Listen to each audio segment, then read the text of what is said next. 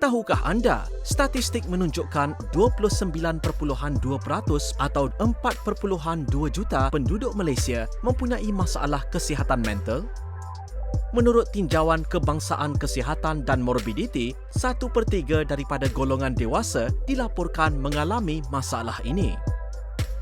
Kajian menunjukkan bahawa wanita mempunyai masalah kesihatan mental yang lebih tinggi iaitu sebanyak 30.8% berbanding kaum lelaki iaitu sebanyak 27.6%.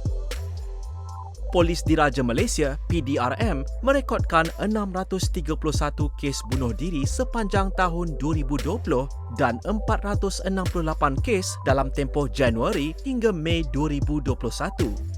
Pandemik COVID-19 mendatangkan impak besar kepada segenap lapisan masyarakat, ekonomi dan juga negara.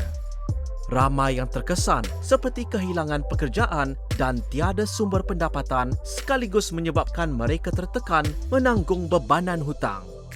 Situasi semasa yang memaksa orang ramai mematuhi perjarakan fizikal dan sosial memaksa kita untuk mengubah gaya hidup dan menyesuaikan diri dengan norma baharu. Aktiviti sosial seperti kelazimannya kini sudah terbatas. Sebarang perjumpaan dan aktiviti berkumpulan secara fizikalnya tidak dapat dilakukan.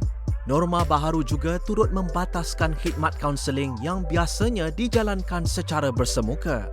Justru itu, satu inisiatif lain sejajar dengan norma baharu yang perlulah diwujudkan agar khidmat kaunseling ini dapat dijalankan untuk membantu masyarakat.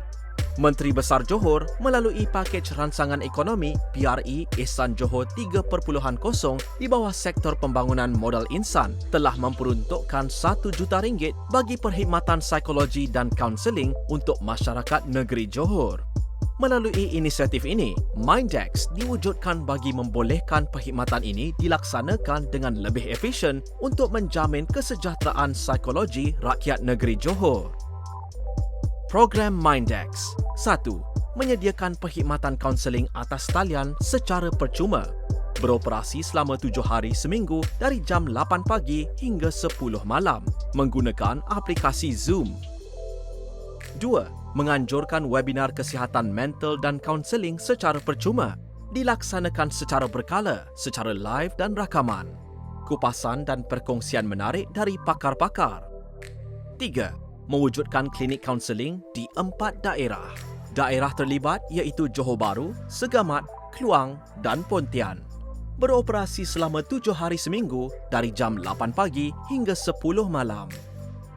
4. Mewujudkan Mobile Team Counselor Johor sebagai kemudahan dalam menyediakan perkhidmatan kaunseling di lokasi yang diperlukan. Mempromosi perkhidmatan kaunseling kepada penduduk luar bandar yang mempunyai kesukaran mendapatkan akses secara semuka atau atas talian.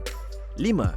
Mewujudkan support group sebagai sokongan moral, terbuka kepada individu yang memerlukan sokongan moral termasuk pesakit COVID, pelajar IPTA dan IPTS, waris pesakit COVID dan frontliner.